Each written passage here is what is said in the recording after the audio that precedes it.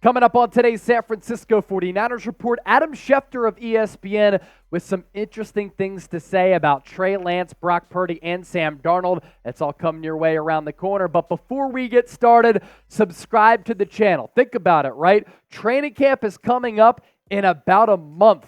We're going to be able to talk about some actual football, and that's when news really starts to get humming. This is your year-round home for coverage of the San Francisco 49ers with daily videos coming your way. Lock us in, subscribe to the more than 80,000 people who have already joined us. And with that, let's start the show.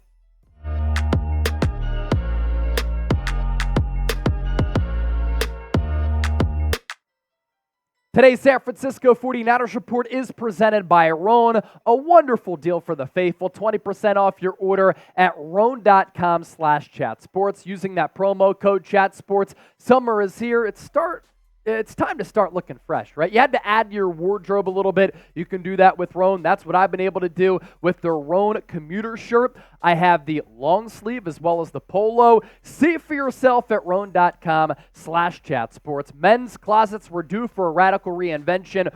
Roan stepped up to the challenge. They teed it up, knocked it out of the park like Barry Bonds into McCovey Cove back in the day. And their commuter collection, the most comfortable, breathable, flexible set of products known to man. And here's why. First, they have products for literally every occasion. You can host shows here at Chat Sports, go out on a date, you can hit the town with your friends, shoot. You can golf in Roan's gear as well because it's that comfortable.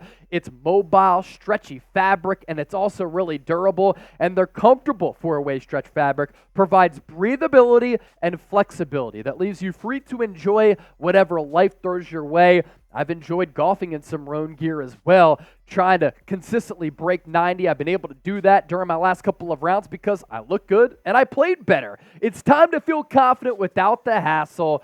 World's most comfortable dress shirts, quarter zips, polos. They even have some pants, which I guarantee you will really like. And the wrinkle release technology, it's one of my favorite parts of Roan because the more you wear these products, the more that the wrinkles release, so you don't have to worry about going to the dry cleaner any longer. It's 20% off using the code CHATSPORTS at roan.com/chatsports. We'll put that link in the comments section and in the description of this video. So Adam Schefter of ESPN did an interview yesterday with Pat McAfee, and I thought he had a couple of interesting things to say. Now, obviously, with a guy who covers the NFL from a national landscape, he's not always as tied into the organization as some other beat reporters who are around the team every single day. But Adam Schefter, we know, has some great sources. And I thought that what he said was pretty fascinating, so we want to convey that to the audience. Let's begin here with Trey Lance. He said that there really wasn't a trade market for Trey Lance at all throughout this offseason. Easy to see why, because the guy has started a total of 4 games in his NFL career. There was really never a lot of interest in Trey Lance for what they gave up and what they got back, which is not very much at all. It doesn't make sense to trade him. There was no trade market. And Kyle Shanahan has said they didn't have any trade talks with teams. He's not going anywhere right now. He is there. And it makes sense for a couple of reasons why Trey Lance could be on the San Francisco 49ers in 2023. And I think that's the move that makes sense. I still think that Lance has untapped potential. I think that he can play in this league. I look at him, 6'4", 225 with a really strong arm, pocket mobility, pocket feel. He's a good enough athlete to be mobile in this league.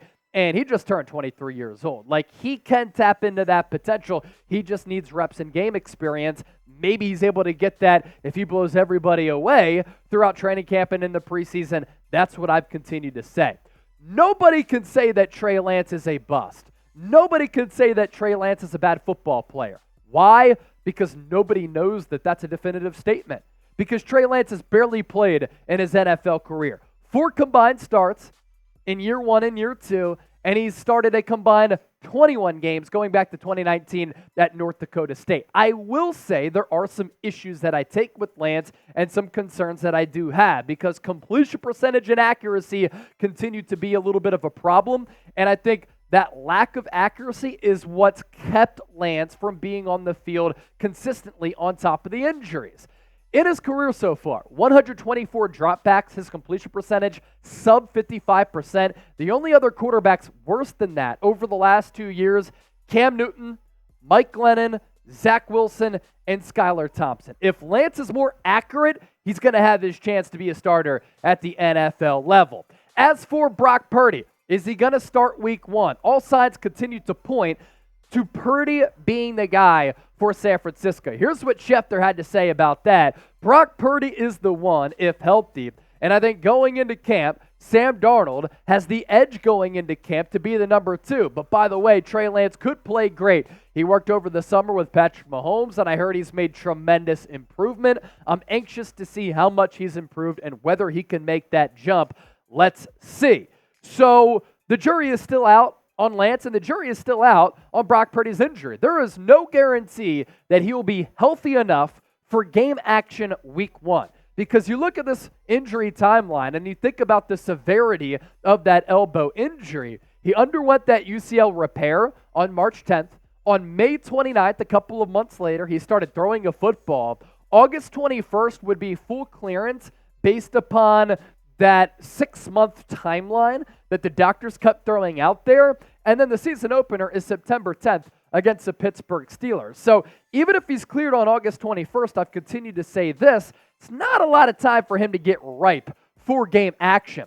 But it is crazy to me that some people have said that Brock Purdy shouldn't start because Brock Purdy did earn it. Brock Purdy played really well last year. And if anybody out there says that Brock Purdy played poorly last year, that he doesn't deserve to be the team starting quarterback, I just don't understand, what you watched and where you're coming from. Because when I watched Purdy, and then I went back and rewatched what he did, I saw good pocket feel. I saw mobility. I saw the ability to make plays out of structure when things broke down with some of those improvisational plays. He had command of the offense for a guy who was selected last in the draft. He was accurate and decisive with his reads. He had the ability to adjust on the fly. I loved his poise. The athleticism was surprising. He had some of those Tony Romo twirl out of the pocket plays and some plays, honestly, that some elite athletes have had. The arm strength, not spectacular, but he can certainly throw the football down the field. And he won games. He was 7-1, basically 8-1 because he had to lead the Niners on that comeback bid against the Miami Dolphins. And then he injured that elbow in the NFC Championship game. As for how he fared in the regular season as well as in the playoffs, look, completed 67% of his passes in the regular season, 1,300 plus yards, 13 touchdowns, 4 picks. And then in the playoffs, we saw him really adjust. We saw him make some of those adjustments against Seattle and the Dallas Cowboys. I wish we could have seen what Purdy and the Niners were able to do when they were healthy without Josh Johnson and Christian McCaffrey playing quarterback against the Philadelphia Eagles in the NFC Championship game. So let's round out the show with this, just passing along a couple of news items on the program today. Who do you want to start week 1 for San Francisco? Just drop me a name down below at that quarterback position, and feel free to interact with me on Twitter and Instagram at Chase_Senior. I've had a lot of you reach out over the last couple of weeks as I've been plugging my social media platforms, and it allows you to stay in the know with everything that I'm doing here at Chat Sports and the coverage that I provide. And speaking of that coverage, I'll be heading our coverage of the 2023 NBA Draft tonight on Thursday, June 22nd. It all begins 2 hours prior to the draft beginning, 6 o'clock Eastern, 3 o'clock Pacific on our main Chat Sports YouTube channel. It's youtube.com/ChatSportsTV. We'll see you over there.